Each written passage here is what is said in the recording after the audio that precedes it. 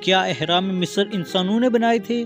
احرام مصر کے پتھروں کا وزن کتنا تھا اور یہ احرام کیوں بنائے گئے؟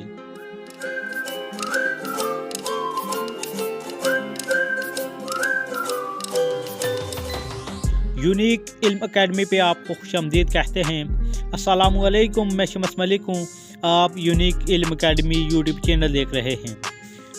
احرام مصر انسان کی بنائی ہوئی عظیم تعمیرات کا ایسا لازوال نمونہ ہے جو اپنے دیکھنے والوں کو ان ہنرمندوں کی یاد دلاتا ہے جو شاید پراسرار قوتوں کے مالک تو نہیں تھے، لیکن پھر بھی انہوں نے مصر میں کاریگری کا ایسا نمونہ پیش کیا جس کی تعمیر، ساخت اور ترتیب پر دنیا آج بھی حیران ہے۔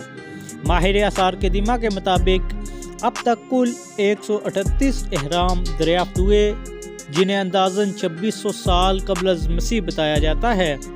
ان میں سب سے بڑا احرام خوفو ہے۔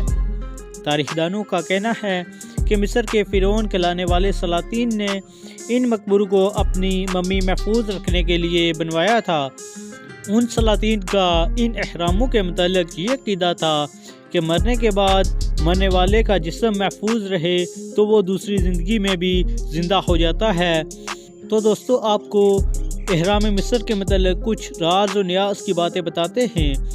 جو پتھر ان احراموں کی تعمیر میں استعمال ہوئے ان کا وزن 2 سے 15 ٹن تک بتایا جاتا ہے۔ احرام میں تقریباً 30 لاکھ پتھر لگائے گئے ہیں۔ فرعون کے کمرے کی چھت پر جو پتھر ہے اس کا وزن 70 ٹن تک بتایا جاتا ہے، جو آج تک ثابت تو نہ ہو سکا کہ اس قدیم زمانے میں کیسے اتنا وزنی پتھر چھت پر لگایا گیا۔ احرام کی بلندی تقریباً 150 میٹر ہے۔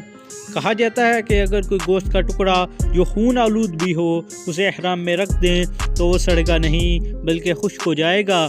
ایک امریکی پروفیسر کے مطابق یہ راز اس بات کے شاہد ہیں کہ احرام کسی بیرونی آسمانی مخلوق کی کارکردگی ہے، کیونکہ زمینی مخلوق اتنی عقل و فراست نہیں رکھتی۔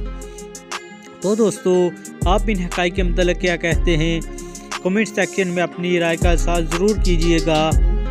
تو یہ تھی آج کی ویڈیو، ملتے ہیں اگلی ویڈیو میں، تب تک کے لیے اپنا اور اپنے اس چینل کا خیال رکھیے گا۔ اللہ نگہبان۔